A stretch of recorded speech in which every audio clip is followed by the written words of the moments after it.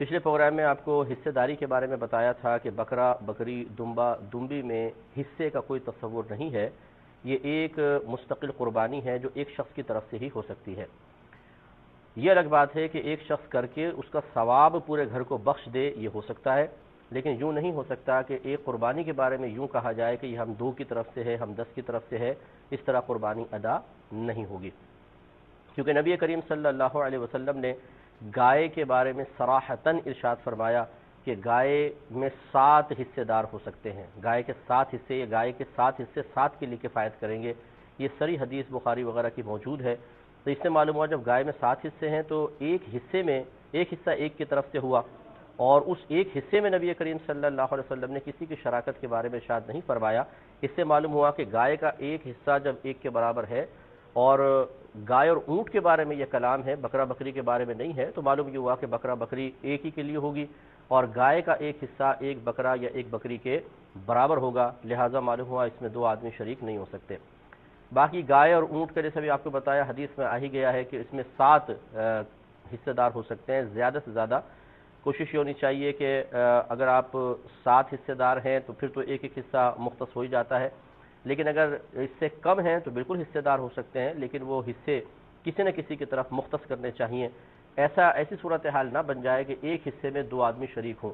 مثال کے طور پر جیسے آپ کو بتایا تھا کہ 2 آدمی پیسے ملا کر ایک گائے لے کر آ جائیں، تو پھر اس کے حصے جب ڈیوائیڈ کریں گے تو اگر یوں کہیں بھی ہم دونوں کی طرف سے تو 3.5 حصے بن جائیں گے، اور اس میں خطرہ یہ ہے کہ جو 7واں حصہ ہے اس میں گویا کہ دونوں کی شراکت ہو رہی ہے.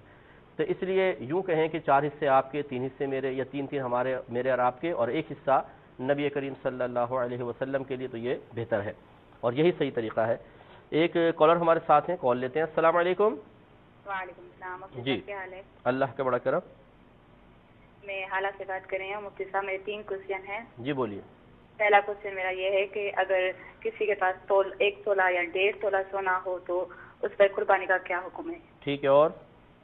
اور دوسرا یہ ہے کہ جو عقیقہ نام 7ویں دن کہتے ہیں کہ نام رکھنا سنت ہے، 7ویں دن بچے گا، تو اس میں جو عقیقے کے جو دعا پڑھی جاتی ہے یا بکرا ذبح کیا جاتا ہے یا حلق کیا جاتا ہے، تو وہ ایک ساتھ ترتیب قائم کرنا کیا ہے؟ یعنی ان میں ترتیب کیا ہونی چاہیے؟ یوں ہاں اگر ترتیب کے ساتھ کریں تو اس کا کیا حکم ہے، اگر ترتیب قائم نہ کریں تو اس کا بھی کیا حکم ہے؟ ٹھیک ہے. اور تیسرا سوال یہ ہے کہ ہمارے جو اپنے رشتہ دار ہیں نا، کچھ ایسے ہیں کہ وہ میلاد کو معاذ اللہ مانتے نہیں ہیں، وہ کہتے ہیں گناہ. ٹھیک ہے بولے، میں انشاءاللہ عرض کرتا ہوں. ایک مزید کالر ہیں. السلام علیکم. السلام علیکم. چلو ایک مزید کالر ہیں. السلام علیکم. وعلیکم السلام. جی مفتی صاحب مسئلہ پوچھنا ہے. جی بولیے.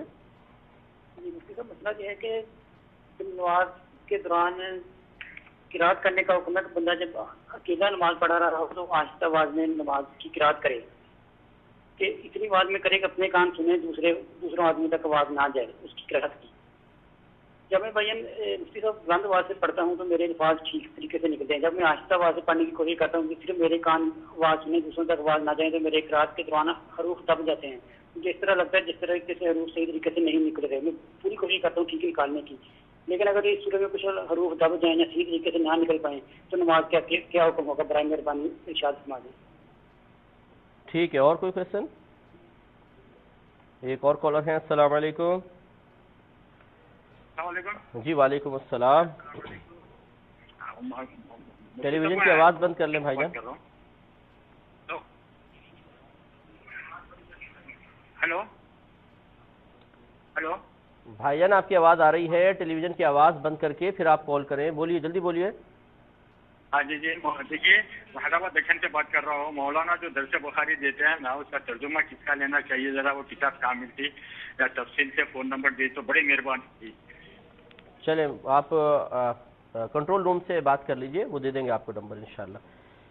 تو آپ کی خدمت میں گائے اور اونٹ کے حصوں کے بارے میں عرض کر رہا تھا. ایک دفعہ پھر میں ریپیٹ کر دیتا ہوں تاکہ جو ہمارے بھائی بہن پچھلے پروگرام میں نہ سن سکے تھے وہ سن لیں کہ گائے میں یا اونٹ میں زیادہ سے زیادہ 7 حصے دار ہو سکتے ہیں. اس سے زیادہ ایک بھی شامل کیا تو سب کی قربانی ضائع ہو جائے گی. ہاں 7 سے کم حصے دار ہو سکتے ہیں.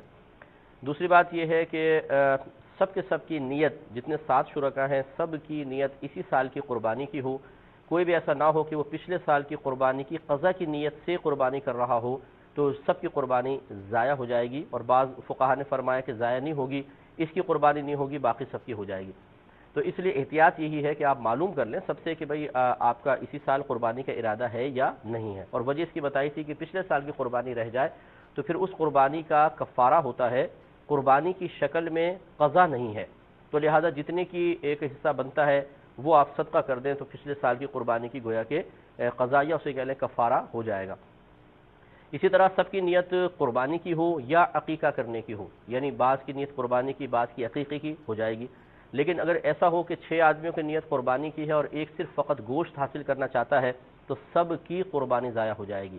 نیت سب کی قربانی کی ہی ہونی چاہیے. اور سب کی ضائع اس لیے ہو جائے گی کہ جب یہ شخص ارادہ کرتا ہے کہ میں نے فقط گوشت لینا ہے، تو چونکہ جب تک گوشت کی تقسیم نہ ہو ہر حصے میں ہر ایک کا مطلب شبہ ہے کہ اس کا حصہ ہوگا، یعنی پوری گائے میں 7 شریک ہے نا، تو اس لیے جب تک یہ تقسیم نہیں ہو جاتے تب تک حصہ مختص نہیں ہوتا. جب تک نہیں ہوتا تو ہر حصے میں ہر شریک گویا کہ شریک ہے، ہر حصے میں پوری گائے میں.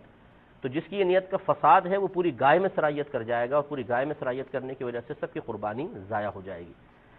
اسی طریقے سے ایک پہلے چلیں کال لیتے ہیں. السلام علیکم. وعلیکم السلام مفتی صاحب. اوہو جی بھائی السلام علیکم. وعلیکم السلام. مفتی صاحب کل بات کر رہا ہوں ڈیرہ اسماعیل خان سے. اچھا بھائی جان ڈیرہ اسماعیل خان سے کر رہے ہیں، ماشاءاللہ، اور اتنی برق رفتاری ہے آپ کی. اچھا مفتی صاحب میرے 3-4 سوالات ہیں. جی فرمائیے. مفتی صاحب میرا پہلا سوال یہ ہے کہ یہ اگر ہم اپنے بچے کا نام صرف محمد رکھنا چاہیں تو اس میں کوئی حرج تو نہیں ہے؟ محمد کے ساتھ دوسرا نام لگانا ضروری ہے کیا؟ ٹھیک ہے. اور سر دوسرا سوال میرا یہ ہے کہ جو ہے یہ گناہ ہے کس میں؟ نماز میں؟ کہاں؟ کسی بھی چیز میں اگر انسان یعنی قربانی میں اگر ترک واجب کرتا ہے تو اس میں گناہ ہے؟ ٹھیک ہے. سر تیسرا سوال میرا یہ ہے کہ آپ نے کہا تھا کہ جو شخص نان نفقہ نہیں دے سکتا تو اس پر نکاح مکروہ ہے، تو غریب آدمی جو نان نفقہ نہیں دے سکتا تو اس کے لیے کیا حکم شریعہ ہوگا؟ ٹھیک ہے. اور سر چوتھا سوال یہ ہے کہ یہ جو ڈرامہ وغیرہ دیکھنا ہے یہ جی بولیں. ڈرامہ چلے میں بتاتا ہوں، ڈرامہ دیکھنے کا شرعی حکم بھی بتا دیں گے آپ کو. ایک اور کالر ہے. السلام علیکم. السلام علیکم. وعلیکم السلام. جی فرمائیے. میں سجاست ہو رہا ہوں. جی بولیے. جو آدمی ہو جاتا ہے اس کے لیے قربانی کا کیا حکم ہے؟ کس کے لیے؟ ٹیلی ویژن کی آواز آپ بند نہیں کرتے بھائی جان. ٹیلی ویژن کی آواز بند کریں، ٹیلی ویژن کی آواز بند کریں پہلے، پھر اس کے بعد بات کرتے ہیں. اچھا تو بہرحال اب ڈراپ ہو گئی. میں بڑی معذرت چاہتا ہوں کہ اس میں تقریباً میرے خیال میں 9 سال ہو گئے کہتے ہوئے، اور سینکڑوں پروگرامز میں کہ جب آپ کال کریں تو ٹیلی ویژن کی آواز بند کر کے کال کریں، اس سے ڈسٹربنس ہوتی ہے. بڑی معذرت چاہتا ہوں، آپ کی لائن ڈراپ ہو گئی ہے. چلے ایک اور کال لیتے ہیں، پھر انشاءاللہ مسائل اور جوابات کی طرف آئیں گے. السلام علیکم. وعلیکم السلام. جی مفتی صاحب مجھے پہلا سوال یہ کرنا ہے کہ میں نے ہمارا کاروبار زیادہ اچھا نہیں چلتا تھا، تو میں نے کہیں حدیث پڑھی تھی کہ یہ درود شریف ہے چھوٹا سا، تو وہ اگر پڑھیں تو کاروبار میں اللہ تعالیٰ بہت برکت ڈالتا ہے. نبی کریم صلی اللہ علیہ وسلم نے فرمایا کہ جس کا رزق، جس کو چاہیے کہ رزق وسیع کرے، مثلا کہ مجھے صحیح طرح سے حدیث تو نہیں آتی، تو وہ یہ درود پڑھے. تو میں کتنی دفعہ دن میں وہ پڑھوں؟ پہلے وہ درود شریف تو بتا دیتی ہیں کون سا ہے. اللہم صلی علی محمد عبدک و رسولک وصلی علی المؤمنین والمؤمنات والمسلمین والمسلمات. ٹھیک ہے بتاتا ہوں. تو دوسرا سوال ہے میرا کہ اگر کبھی کسی نے بچپن میں کسی کا کوئی پیسہ یا کوئی چیز اٹھا لی ہو اور اسے بڑے ہو کے ہوش آیا کہ یہ میں نے غلط کیا، یہ میرا سرقرض ہے، میں اسے لوٹا دوں، تو اس سے بات کی جا کے کہ میں یہ چیز آپ کی میں واپس کرنا چاہتا ہوں، میں نے یہ آپ سے چوری لے لی تھی یا بغیر پوچھے لے لی تھی، تو وہ آگے سے کہے کہ یہ آپ میں 100 روپیہ مثلاً ہے تو 100 نہیں، آپ نے تو میرا 50,000 دینا ہے، میں آپ کو نہیں معاف کروں گا، مجھے 50,000 لوٹاؤ. تو وہ بندہ کیا کرے؟ وہ 50,000 دینے کی تو ہمت نہیں رکھتا اور نہ اس نے 50,000 لیا ہے. اب اس کے بارے میں کیا خیال ہے؟ وہ کیا کرے اس کے بارے میں؟ اور میرا تیسرا کوشچن ہے کہ اگر ایک منٹ میں یہاں لکھے تھے سارے، وہ تیسرا میرا کوشچن ہے کہ یہ جو بالوں کو کلر لگاتے ہیں آج کل، یہ میں نے سنا ہے ویسے کہ یہ گناہ ہے، تو آج کل تو چھوٹے چھوٹے بچوں کے بال سفید ہو جاتے ہیں، تو ان کے بارے میں آپ کیا کہیں گے اگر بول گئے تو؟ ٹھیک ہے. اور میرا کوشچن کیا تھا ناصرت تو لگا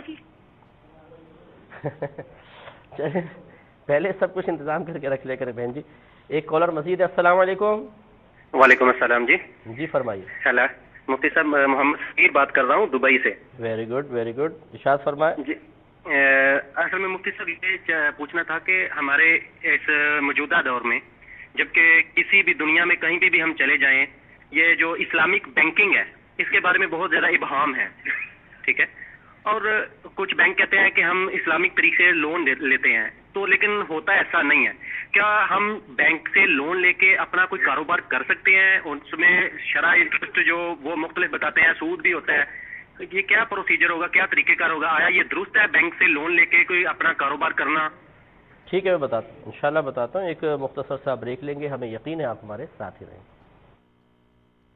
حبیب ہے. بسم اللہ الرحمن الرحیم. تو آپ کی خدمت میں حصے کے بارے میں عرض کر رہا تھا کہ بہتر یہ ہے کہ آپ جب گائے وغیرہ لے آئیں تو مزید اپنے قریبی علماء سے اور مشاورت کر لیں تاکہ کسی قسم کا ابہام نہ رہے. یہ بھی میں نے آپ کو بتایا تھا کہ اگر کوئی غنی شخص ہے جو مالک نصاب ہوتا ہے، اگر وہ گائے لے کر آیا اور اس کا شروع سے ارادہ یہ ہے کہ میں ابھی جیسے مثال کے طور پر اس کو حصے دار نہیں ملے تو اس نے ارادہ کیا کہ میں ابھی گائے خرید لیتا ہوں، پھر جیسے جیسے لوگ ملتے رہیں گے میں ان کو شامل کرتا رہوں گا، تو پھر بلا کراہت جب یہ گائے لے آیا تو بلا کراہت دوسروں کو اس میں شامل کرنا، یعنی پیسے لیتا رہے اور حصہ ان کا مختص کر دے، یہ جائز ہے. لیکن اگر پورا جانور اپنے لیے لے کر آیا اور پھر لوگوں نے کہا بھی ہمارا حصہ بھی ملا لو اور اس نے پیسے لے کر اپنے وہ حصے بیچ دیے گویا کہ، تو اس میں کراہت ضرور ہے لیکن پھر بھی جائز ہے. لیکن اگر کوئی شرعی فقیر ایسا ہے کہ اس پہ قربانی واجب نہیں تھی لیکن اس نے کہا چلو میں قربانی کر لیتا ہوں اور وہ گائے وغیرہ لے آیا تو وہ کسی کو حصے دار نہیں بنا سکتا ہے.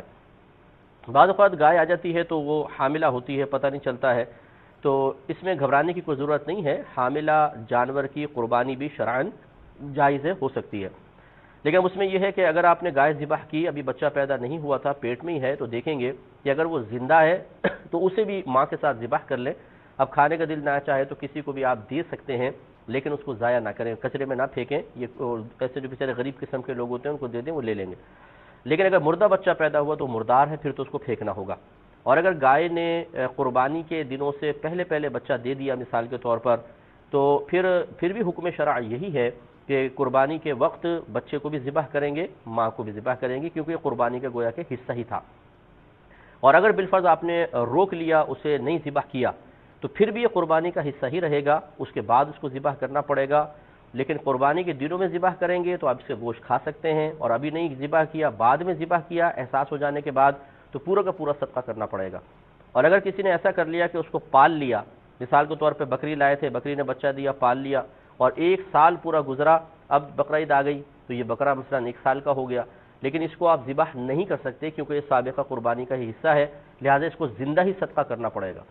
اور اگر کسی نے اس کو ذبح کر لیا، یعنی جب بھی قربانی کا ایام گزرنے کے بعد ذبح کریں گے تو ذبح کی وجہ سے جو قیمت میں کمی آئے گی اس کو آپ کھا نہیں سکتے، پورا کا پورا صدقہ کرنا پڑے گا، اور جو قیمت میں کمی آئی اتنا پیسہ بھی دینا پڑے گا. مثال کے طور پہ زندہ بکرا اگر یہ ہے، مثال کے طور پہ 15,000 کا ہے اور آپ نے ذبح کر کے آپ قیمت معلوم کرتے ہیں تو پتہ چلتا ہے 13,000 کا بک رہا ہے، تو 2,000 یہ پورا کا پورا صدقہ کریں اور 2,000 مزید صدقہ کریں تاکہ مکمل طور پہ اللہ تبارک و تعالیٰ کی بارگاہ میں قربانی کرنا لازم آئے.